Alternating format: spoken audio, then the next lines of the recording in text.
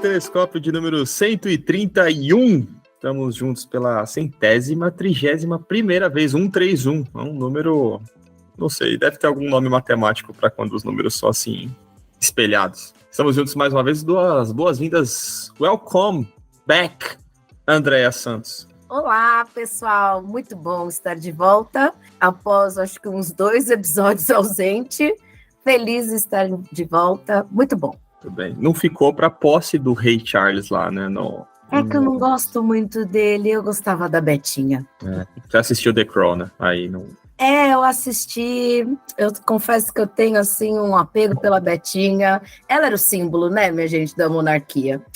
O Rei Charles, coitado. Enfim. É muito feio, né, também. Não anima um rei tão feio. E também ele, Lucas Vieira. Tudo bem, meu amigo? Tudo ótimo. Salve, galera. A Deia, muito chique. Ela se ausentou aí nos últimos 2 programas, a gente ficou morrendo de inveja. Só nas Europa. Eu queria, depois no off, não, mas já foi citado. A gente vai conversar sobre as suas experiências em Amsterdã, que é uma Amsterdã. coisa que muito me deixa... Jesus, né? Muito bem. Ó, belo gancho. Um líder de uma seita no Quênia estimulou seus seguidores a um jejum para conhecer Jesus e levou mais de 100 de pessoas à morte. Essa história remete a outros casos famosos de líderes que usam sua posição de poder e submetem seus fiéis a muitas atitudes sem sentido, violentas e até a morte. A complexa relação da autoridade e influência entre líderes e liderados é uma questão importante da religião. Afinal, é possível uma religião sem submissão aos seus sacerdotes? Quais os limites dessa submissão? Quais são os sinais de que é hora de subverter? Como diferenciar discernimento de rebeldia? Estamos aqui, 2 rebeldes e um pastor. Já começou uma piada assim, né? 2 rebeldes e um pastor começaram a gravar um podcast. Mas vou dar a palavra ao pastor, né? Afinal, sou submisso ao sacerdote. Acho que melhor começar pelo pastor. E um pastor rebelde. Não, pastor diplomado aqui. Diplomado. No podcast. Lucas, você leu a matéria, né? Todo mundo acho que teve conhecimento aí desse triste evento no Quênia, né? Mais de 100 de pessoas morreu. Não vou dar um número porque todo dia cresce um pouquinho, né? Aparece um novo caso, tem gente desaparecida no meio da floresta porque ainda tá fazendo esse jejum maluco aí. Tudo influenciado por um líder de uma seita cristã, né? Uma seita que usa o nome de Jesus e o evangelho. Nessa proposta aí bem descabida, mas que mostra que as pessoas às vezes tomam atitudes descabidas por causa da religião. Então eu queria saber do seu sentimento como cristão e como pastor ao ler a matéria, quais são as suas impressões sobre esse caso aí? Nossa, o meu sentimento... Pergunta difícil. Quando eu tava vendo a matéria, a primeira coisa que a gente fica indignado, horrorizado, o primeiro sentimento que dá é, meu Deus, como as pessoas deixaram ser seduzidas ao ponto de chegar nesse limite. Na matéria, conta uma coisa que eu achei curiosa, que os primeiros a chegarem a óbito nesse jejum foram 2 crianças. E eu pensei o seguinte, como é que 2 mães ou 2 pais, ou seja lá, quem cuidava dessas crianças, deixou-se seduzir com essa mensagem a ponto de permitir que essas crianças morressem por causa de uma mensagem de um sujeito que se denomina pastor e tal. Então, a primeira sensação minha, o primeiro sentimento foi isso. Como é que essa lavagem cerebral aconteceu? Como é que se deixaram levar até aí? O segundo é que absurdo é esse de usar o nome de Jesus Cristo para produzir morte, de trazer um falso ensino tão débil, tão desqualificado, tão doentio, tão violento, a ponto de fazer com que pessoas morram. E o sujeito, ele tem esse hábito, né? Parece que ele já tinha sido indiciado por fazer isso outras vezes e tal.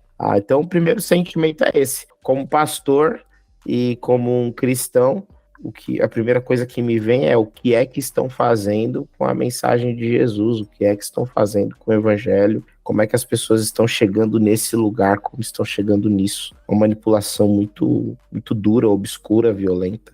E eu fiz a brincadeira de que eu e a Deia somos rebeldes, mas é mentira, a gente é crente, ovelhinha de Jesus. Brincadeira.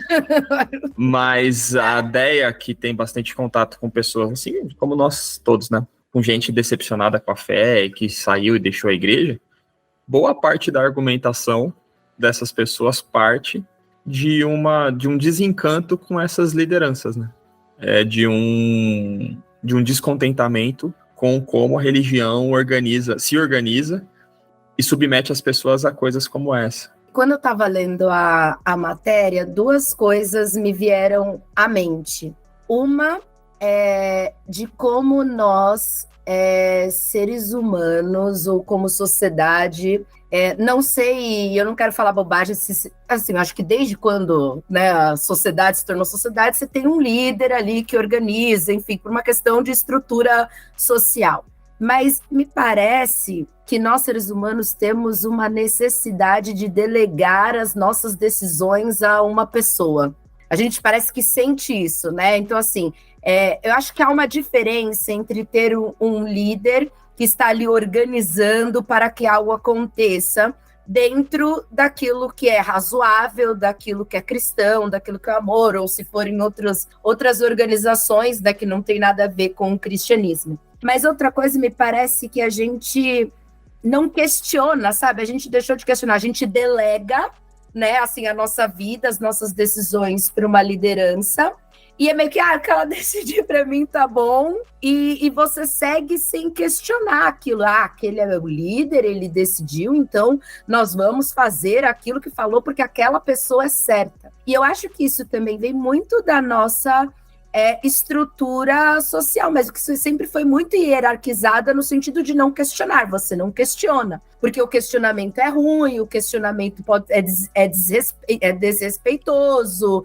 enfim, nós como sociedade, pelo menos aqui no Brasil, vê as estruturas sociais, na escola ou nas empresas, o conflito sempre foi muito evitado e sempre foi visto muito negativo. Então, a gente delega para alguém para tomar uma decisão e a gente também não se sente bem de questionar. E aí junta, obviamente, com um jeito que a gente cresceu de não questionar, de não... Enfim, então, tá falado, aquela pessoa tem a dona da verdade, é o salvador de tudo, todos os nossos problemas. Essa foi uma coisa que me veio à cabeça. Aí eu acho que a gente tem uma questão, né, da religião, que tem toda uma pegada muito emocional, que aí, óbvio, né, que a gente até falou um pouquinho essa semana sobre o fundamentalismo, aí a gente vai para um outro lado, mas a capacidade, né, de as pessoas não perceberem que como que a gente coloca, né, o amor de Cristo e morte nesse sentido, tipo assim, de violar sua integridade física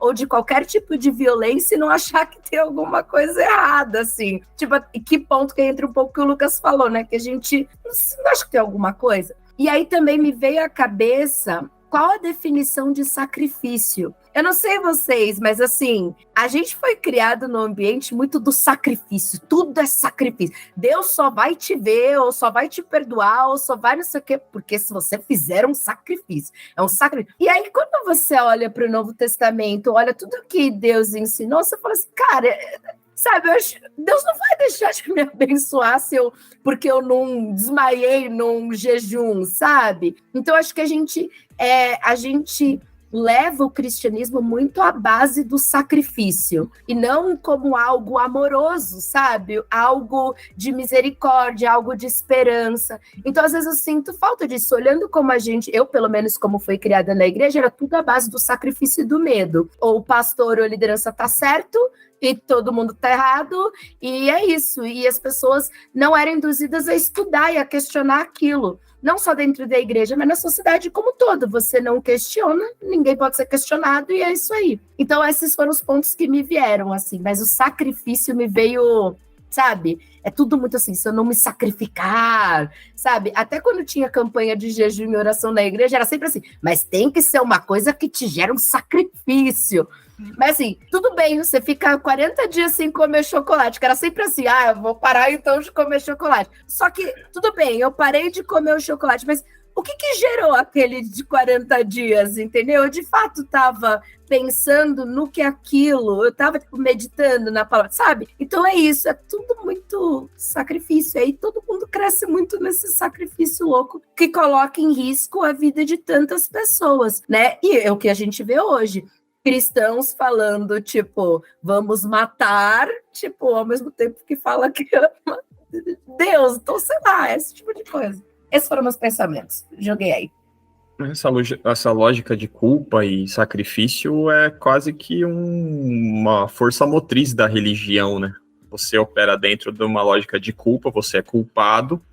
Até dentro do evangelho do cristianismo, muitas igrejas, muitas vertentes vão trabalhar muito na lógica da culpa, e Jesus levou a nossa culpa, e através do sacrifício de Jesus, a nossa morte foi evitada através da morte dele. Então a gente opera na lógica de culpa e sacrifício. E aí você tem que se sacrificar dentro desse discurso aí, como a Aldeia falou. E óbvio, a gente está falando de um evento que foi extremo, né, dessas pessoas que morreram. Lembro do caso, acho que mais famoso, do Jim Jones, né, que fundou uma cidade aqui na América do Sul ainda, que trouxe as pessoas dos Estados Unidos. As pessoas mataram os próprios filhos antes de se matar, né, na seita maluca dele lá. Mas não só isso, né, alguns líderes usam dessa lógica de culpa e sacrifício para extorquir seus fiéis, para abusar dos seus fiéis.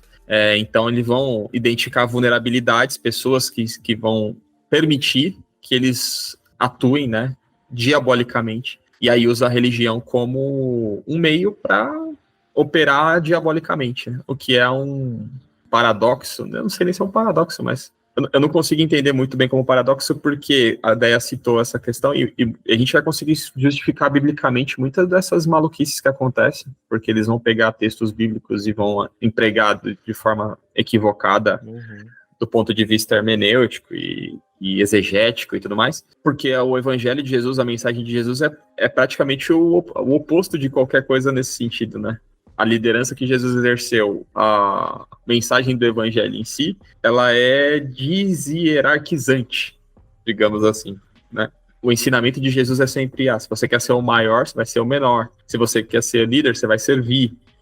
Né? Jesus não estipulava, ou pelo menos não impunha uma liderança através do medo e do sacrifício, né? Ele não exigiu isso em momento nenhum. Mas, ao mesmo tempo, a igreja começa no Atos de uma maneira mágica, e mágica no bom sentido, né? De uma maneira linda, mas você caminha um pouquinho, eles começam a estabelecer hierarquias e tudo mais. A gente vai ficar orando, vocês não sei o que lá, vamos lá, a gente é maior, vocês são menor, nós somos os apóstolos, vocês são os discípulos, e parece que a gente tem essa necessidade, como a Leia falou, de estabelecer essa hierarquia, de ter uma liderança para observar, quando na verdade a gente deveria ter essa liderança, uma liderança como a de Jesus, que nos educa para autonomia, né? Um discipulado para autonomia, não para dependência do que o líder acha, o que deve ser feito ou o que não deve ser feito. Só para pegar esse gancho do que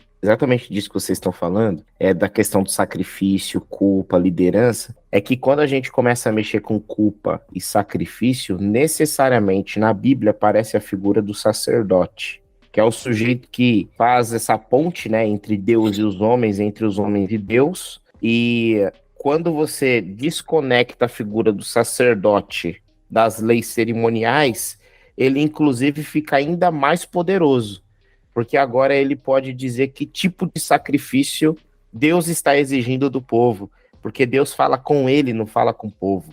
Então ele diz, olha, o sacrifício que Deus está exigindo é o sacrifício A, é o sacrifício B, tem que ir andando até sei lá onde, tem que subir a escada X de joelho, tem que fazer não sei quantos dias de jejum, e só assim então esse sacrifício ganhará o coração de Deus, e ele enxergará, e você verá Jesus, ou qualquer coisa desse tipo. A Deia fez uma pergunta, que foi a pergunta que eu estava me fazendo aqui também, que é, como é que essas pessoas se deixaram seduzir dessa forma, essa mente, etc. Eu acho que é muito a partir desse olhar da liderança como sacerdote. É quase que uma liderança mística, é uma coisa mágica, um negócio tipo assim, Deus fala com ele e ele fala conosco, ele fala com o povo. Então, se Deus revelou a ele, se Deus falou com ele, ele é o nosso profeta, ele é o nosso sacerdote, alguma coisa desse tipo, então o sacrifício que ele exigir a gente faz. E é na medida que eu faço o sacrifício, que eu diminuo minha culpa, que eu me aproximo de Deus. E essa conversa para a fé cristã é uma conversa absurda. Ou diante de necessidades também, né? Como a gente vê aquela questão de se você quer isso, você tem que fazer isso. Se você é sempre, né? Deus só te abençoa se você der um sacrifício em troca, ou seja, um dinheiro, ou seja, enfim. É sempre a lógica da barganha, né? É sempre a lógica da barganha, como se a gente não fizesse nada, sabe? Nada no sentido, se a gente não ofertasse, sabe, algo de valor, seja físico ou material, Deus não ouviria, né? Você não compra o pedaço do céu, entre aspas. Estou fazendo a figurinha entre aspas. Eu lembro do Rubem Alves, que ele falou uma coisa muito bonita. Ele disse assim: por que nós cremos que Deus tem necessidade de dor, necessidade de sofrimento? Por que não cremos que Deus deseja uma coisa bonita, bela, gostosa? E porque se crêssemos assim, ao invés de nós andarmos sei lá quantos quilômetros de joelhos, nós diríamos a Deus: Pai, se o Senhor fizer tal coisa, eu leio para o Senhor um poema de Carlos Drummond de Andrade. A lógica do sacrifício é sempre uma lógica de que Deus tem necessidade de algo doloroso, ruim, essa ideia do sacrifício, né? Difícil e tal, mas que Deus não tem desejo de beleza, de graça, de coisa boa, enfim.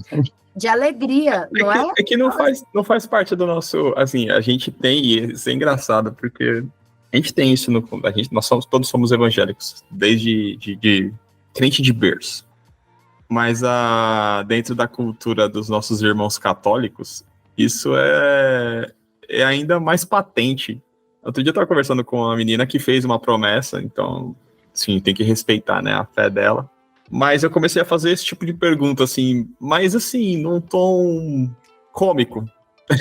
De que, assim, ela estava cumprindo uma promessa, o santo intercedeu, ela falou, mas você acha mesmo que o santo liga se você não tá comendo banana? Tipo, sabe?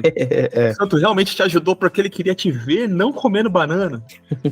Dentro do evangelho, não faz sentido mesmo, assim. Eu já fiz muito jejum pedindo o favor de Deus. Nossa, quando eu era adolescente, cada cagada que eu fazia era 24 horas de jejum, né? Eu rogando pra Deus, enfim, não me castigar. Porque a gente tem isso enraizado, e muitas das coisas que, assim, domingo eu tava pensando nisso, assim, de algumas coisas que a culpa leva a gente a fazer. E que não são coisas necessariamente ruins, não são em si coisas necessariamente ruins, mas que nós fazemos pelo motivo errado.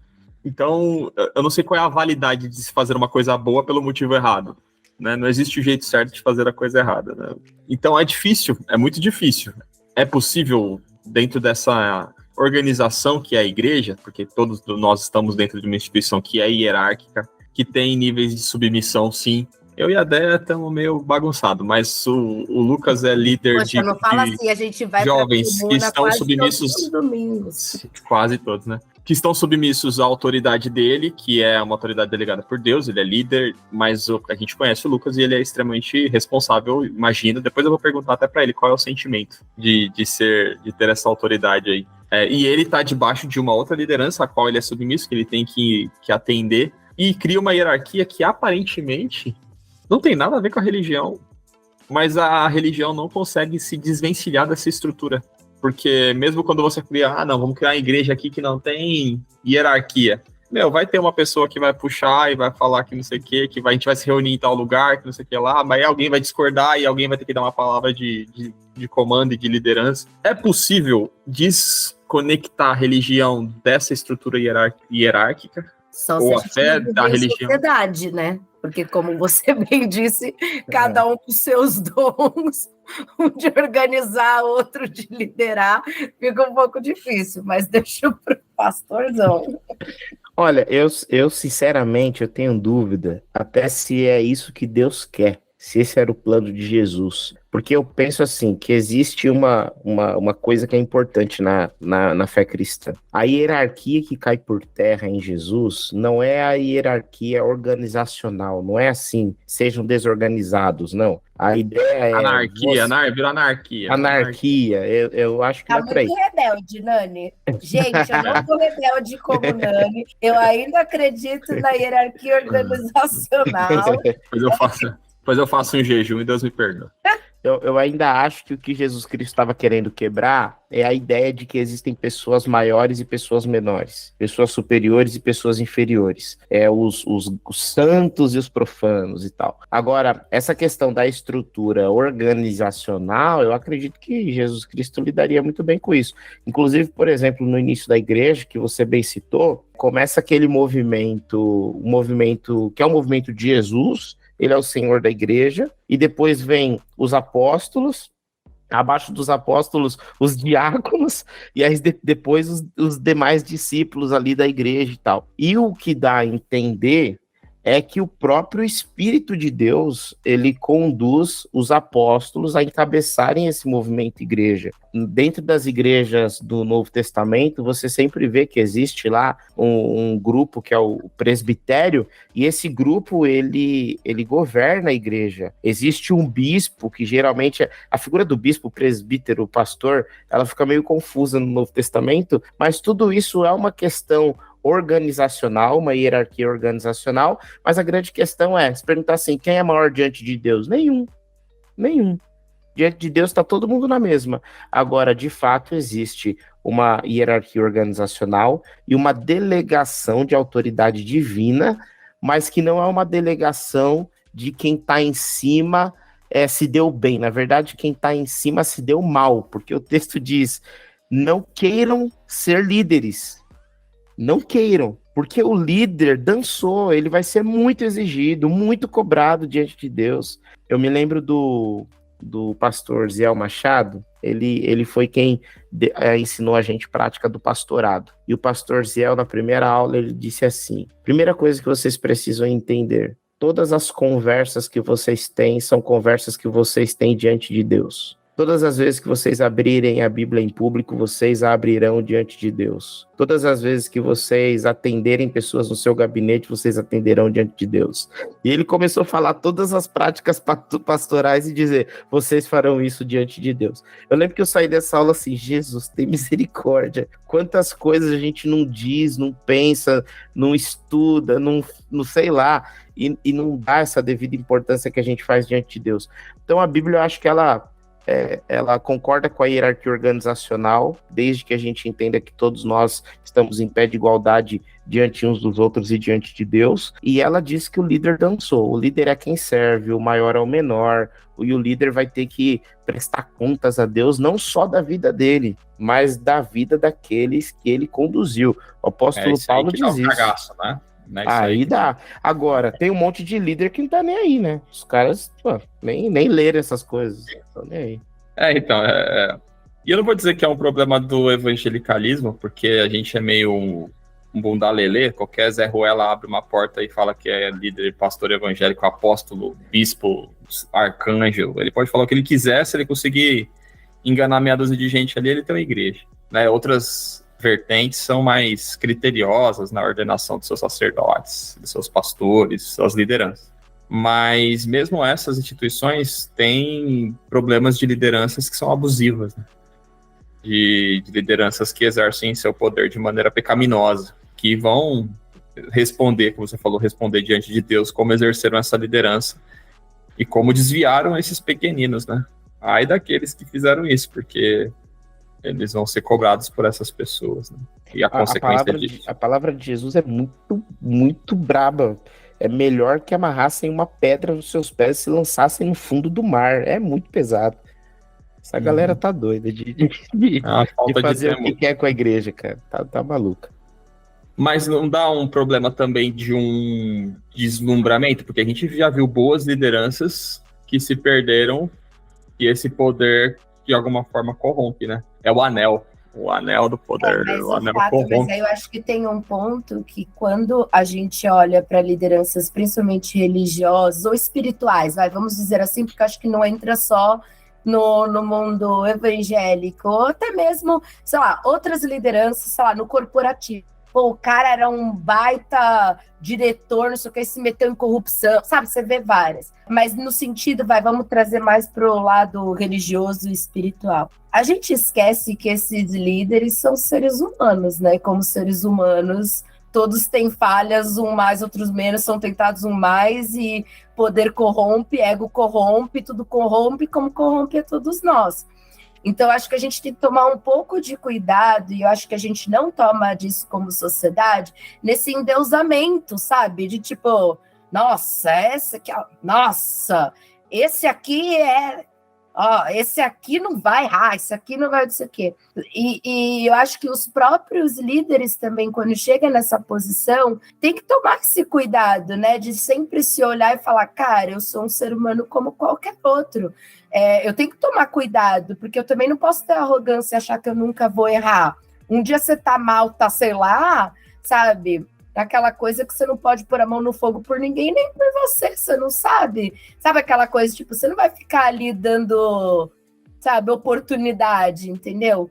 Mas eu acho que é isso. Acho que hoje a gente viu uma coisa muito... Nossa, aquele líder, ele é religioso, nossa, Deus escolheu, então ele nunca vai fazer nada. E aí que mora o perigo, nunca vai fazer nada.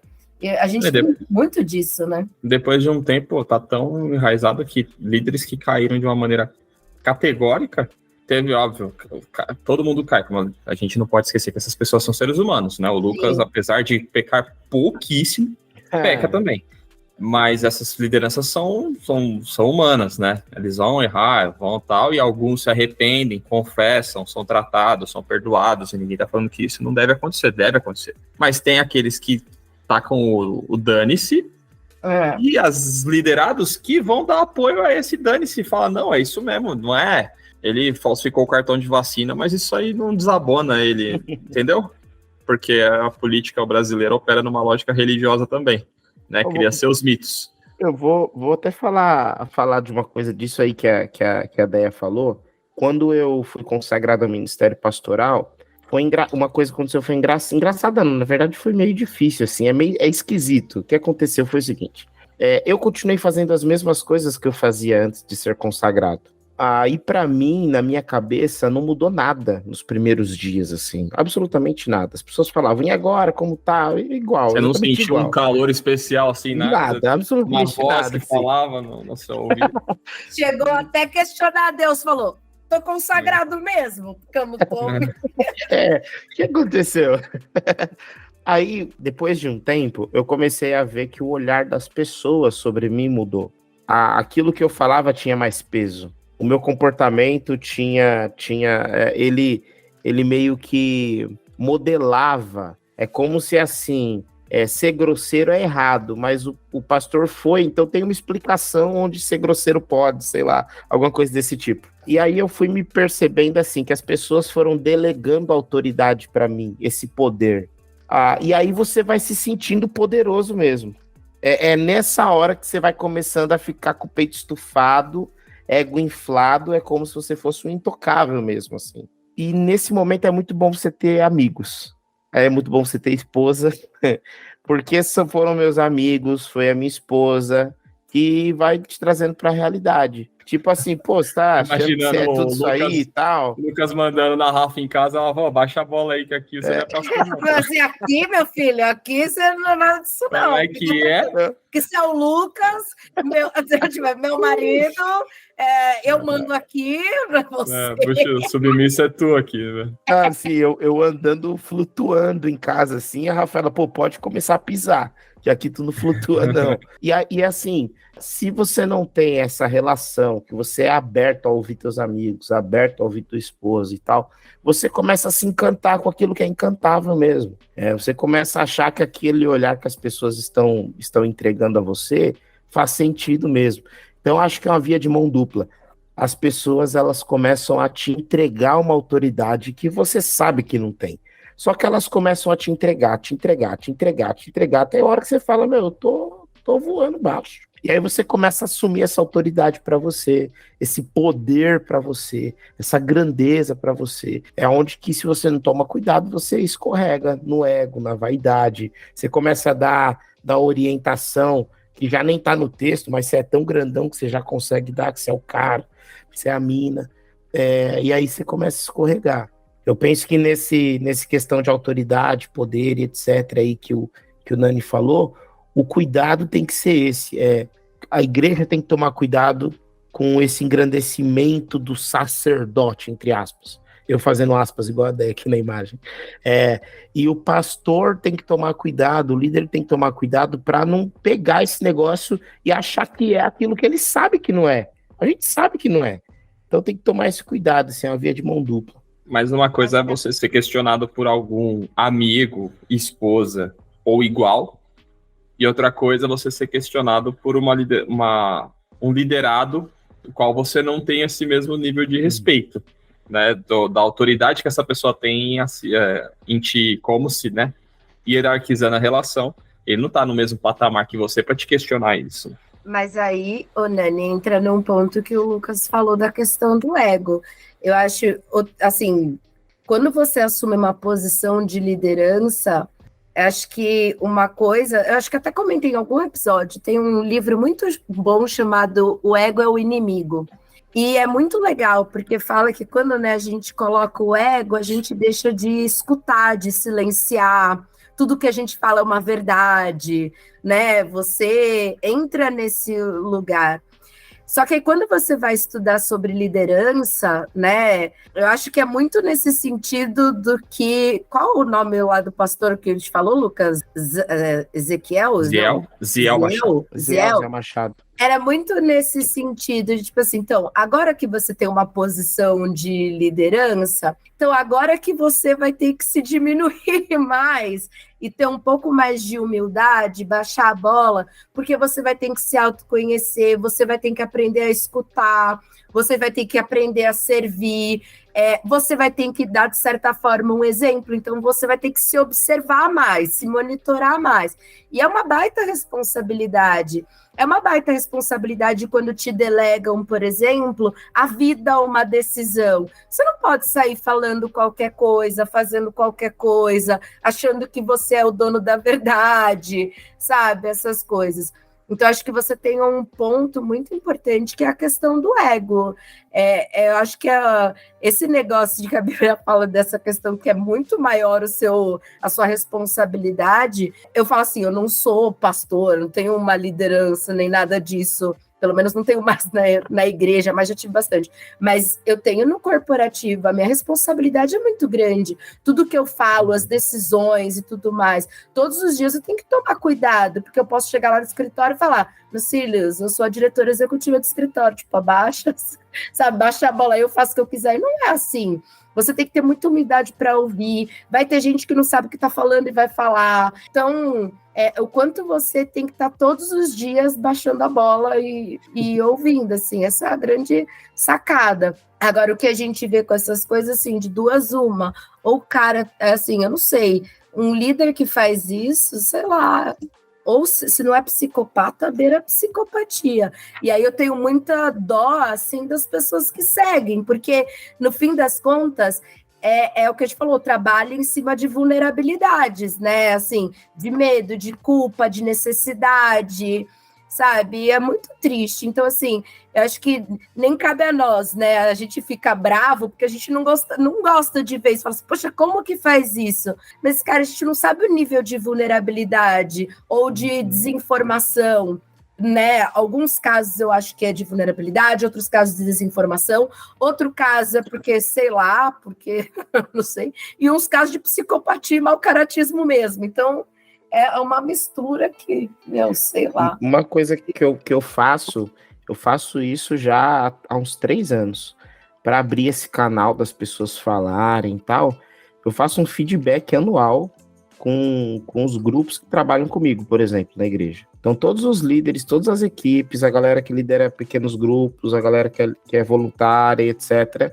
eu faço abro um forms lá, tipo, fale, desabafe, tudo anônimo, pra galera realmente abrir o coração lá e tal. Então, isso... Anônimo é corajoso, hein? Tudo anônimo, tudo anônimo.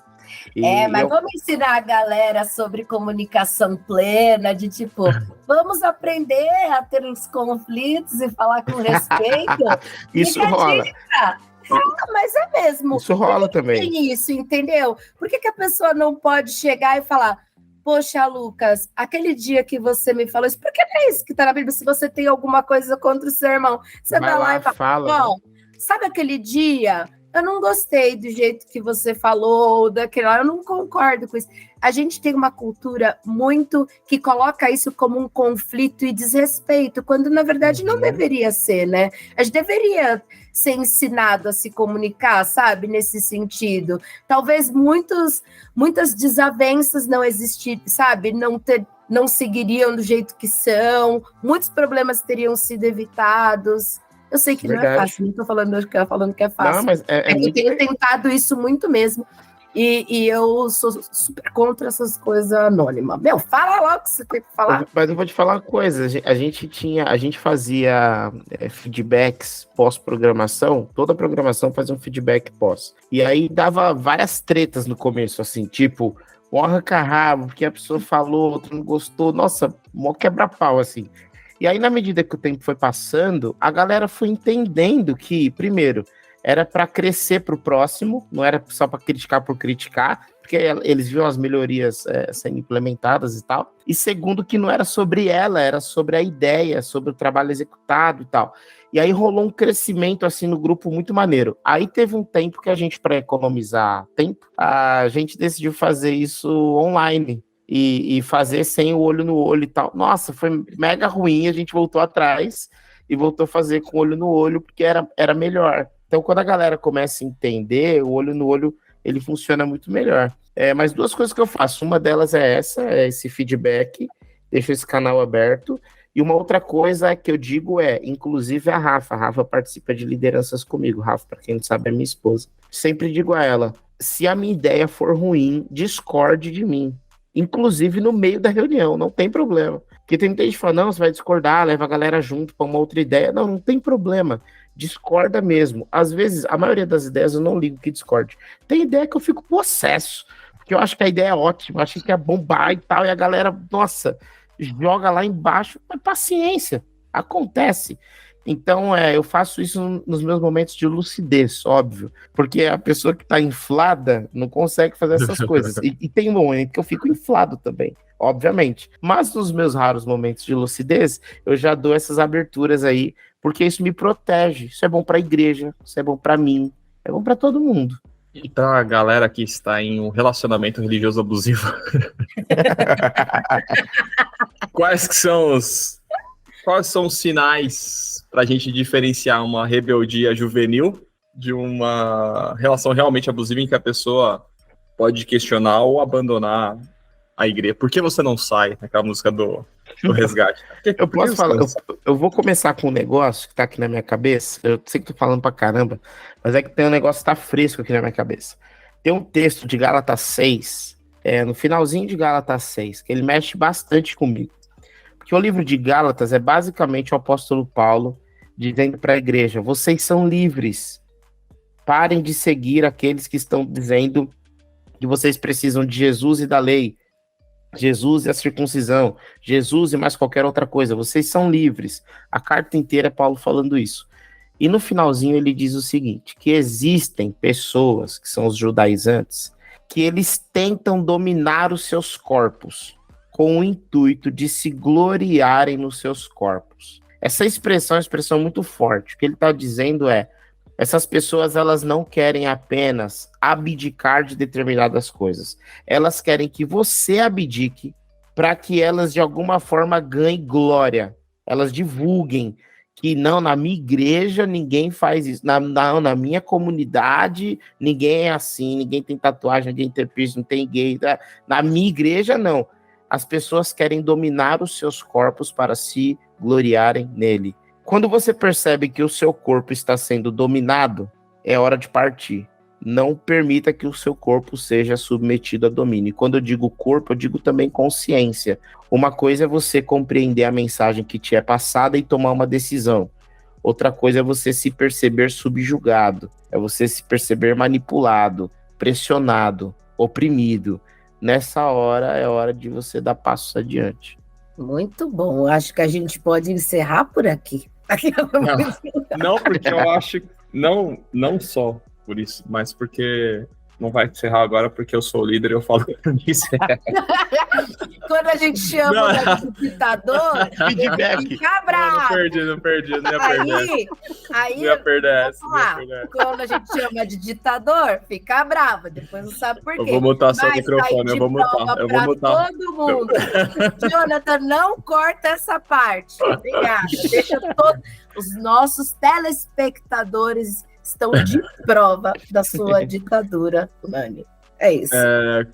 O Lucas falou, e o que o Lucas falou é perfeito, mas o problema é que essas pessoas que morreram de fome num jejum maluco, como as pessoas que entregam a poupança da família para a igreja, ou as pessoas que sofrem abuso sexual de lideranças, ou pessoas que, enfim, são submissas a esses líderes diabólicos, é uma pergunta talvez mais difícil, como é que a gente traz as pessoas a essa consciência de que elas estão sendo dominadas, né? Porque, por vezes, na lógica da religião, a gente, inclusive, desestimula esse tipo de... até os relacionamentos para fora da religião, né? A gente desestimula, a religião desestimula. Você não pode conversar com quem não é da religião, ou você não pode namorar com quem não é da religião, ou você não pode assistir os filmes que não são da religião, não pode ler os livros, né? Você blinda essa sua atuação, e eu acho que isso é muito mais difícil, porque a gente fala para sujeitos autônomos e conscientes de que eles, quando perceberem que estão sendo dominados, eles têm que sair, pô, isso é meio mamão, né? Sim. A pessoa vai sair naturalmente, ela não vai se sujeitar. Converse com quem não... Aquela já começa. Mas existe uma galera que tá tão cegada, né, nessa relação, porque o abusador, ele não é um cara que ele é mau o tempo todo, né? Eu aprendi isso esses dias. Ele não é um cara que ele é um abusador, não é desagradável o tempo todo. Ele vai mas ele é carismático. Ele é carismático, né?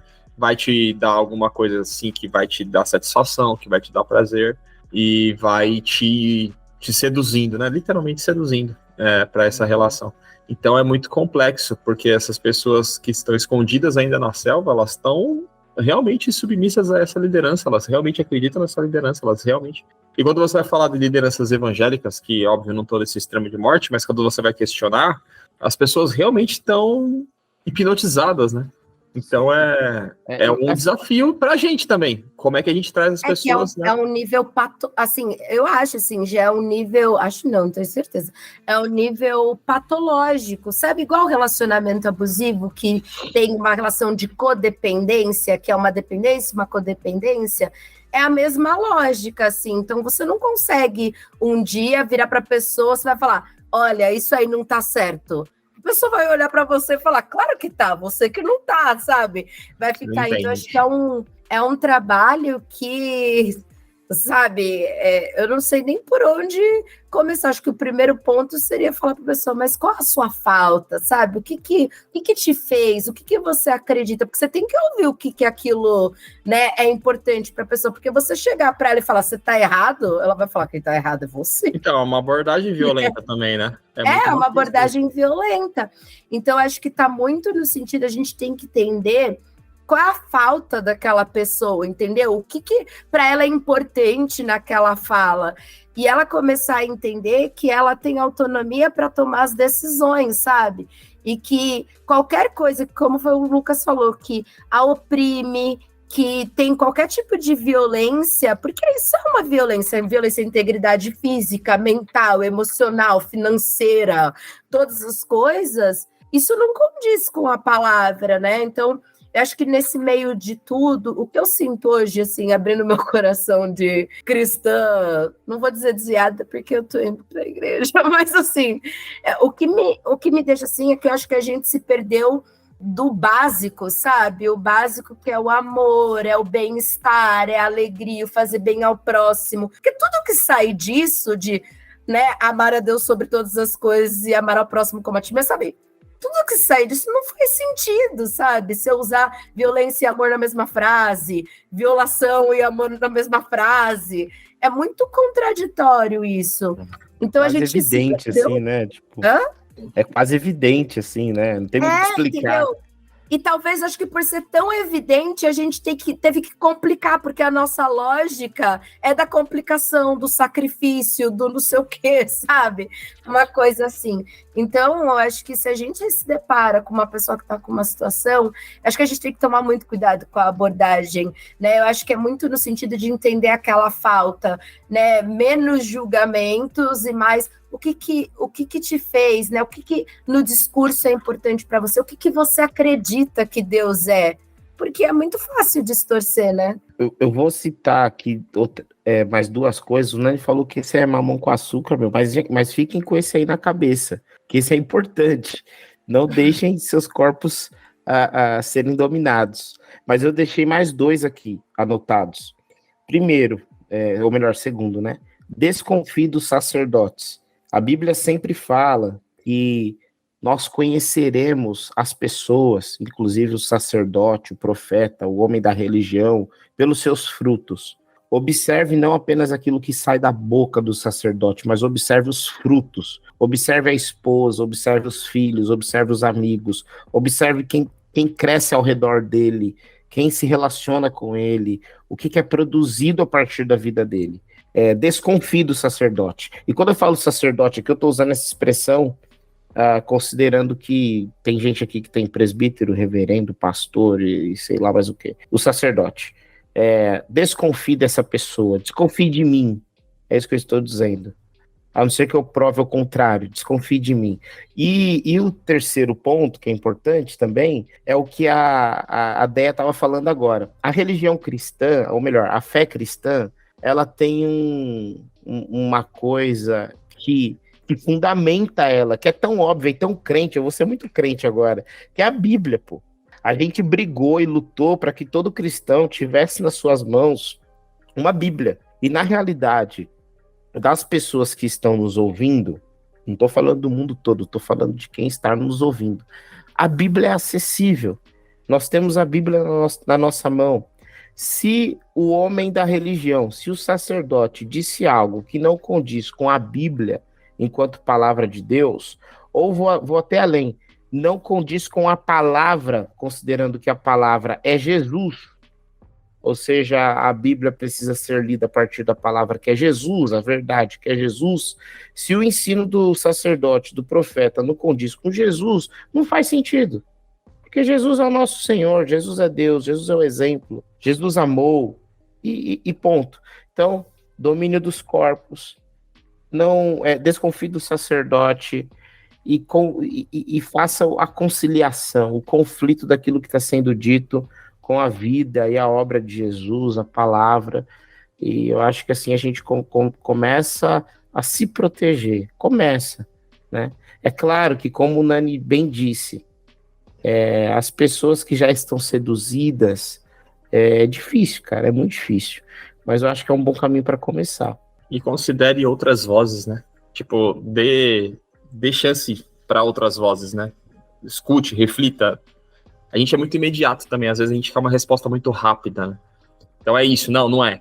Assim, dê tempo para digerir as coisas que você ouve, as considerações que as pessoas fazem. Nem todo mundo quer o seu mal, nem todo mundo quer o seu bem, e é meio, não é preto e branco, né? Tem os 50 tons de cinza em volta dessas relações, então considere, assim, não tenha respostas tão rápidas, tão prontas, porque isso é o que o sacerdote faz, né? Então não espere isso. Muito bem. Vou indicar, a gente conversando, durante a nossa conversa eu lembrei de um podcast que eu ouvi mês passado, não sei se vocês chegaram a ouvir, que é o Ateliê, do Chico Felice, que é o mesmo produtor da Mulher da Casa Abandonada, que ficou famoso o podcast. Ele fez um esse ano, que é o Ateliê, que fala de uma escola de artes que virou uma seita aqui no centro de São Paulo. É muito legal, óbvio, a história é densa, triste, né? Ele acompanha uma ex-discípula que abandonou esse mestre aí e denuncia ele para a polícia, então ele acompanha a história dessa moça. É loucura. Mas boa parte do podcast é sobre essa relação de líder, né, de mestre e discípulo, e como essa relação acaba por ser violenta dentro daquela escola de artes, Aqui em São Paulo, passava na frente quase da escola quase todo dia, né? Você não imagina que existem essas coisas hoje em dia. Mas fica como dica para entender um pouco, né? Sobre essa relação de submissão a lideranças religiosas até fora da religião. Não sei se vocês ouviram, mas quem não ouviu, fica a indicação aí, tá bem acessível. É o Ateliê. Beleza? Mais dicas culturais aí? Alguma coisa? Eu vou pegar essas dicas porque eu não consigo fazer meia dúzia de jovens em um pequeno grupo. Os caras conseguem fazer a galera ficar 50 dias sem comer. Eu preciso aprender alguma coisa, não é possível, gente. Eu acho. É que assim, influência tem para o bem e para o mal, né? É difícil, a gente tem que aprender como usar esses pessoal, os influenciadores do mal. Eu queria indicar... o Lucas querendo o conselho do pastor maluco é o plot twist mais grave do Telescópio em todos os tempos, assim. Não mas a gente não tem que aprender a tirar de positivo. Reter o que é bom. Você é maluco. É bom. Fala, Dé. É isso. Eu queria indicar, mas eu não tô achando. Apareceu em algum, eu não sei, acho que foi pro meu e-mail, um episódio do podcast lá do Ed René, que fala sobre que ele vai entrevistar uma pessoa, eu não sei se ele já entrevistou, vai entrevistar, que fala sobre o silêncio, a importância do silêncio, do ouvir. E aí, como a gente falou bastante sobre liderança, sobre ego, eu lembrei agora. Mas eu vou passar depois. Nani, Jonathan, vai estar no link. Vai estar no link, porque eu não estou achando agora. E eu lembrei só agora que a gente estava falando. E eu não estou achando mesmo. Não sei onde foi parar esse negócio. Galera que não está ouvindo, está nos ouvindo e não ouve o Ed René, já está errado. Já está muito errado. Vai ouvir o podcast da Ed René. E aí, é isso. E indicar de novo o livro O Inimigo é o Ego. O ego é o inimigo, uma coisa assim, é a mesma coisa, mas esse livro é uma aula de baixar a bola. É isso. Muito bem, meus amigos. Novamente, obrigado, Lucas. Obrigado, Deia. Obrigado a você que nos ouve mais uma vez, pela 131ª vez. Nos siga nas redes sociais, @canal Telescópio. Siga também a Crentaços, @Crentaços. Sigam o Lucas, que é um cara que está sendo seguido pela mais alto sacerdócio do Tupiniquim. Sigam o Lucas também. E se vocês não me sigam, sigam a Dé também.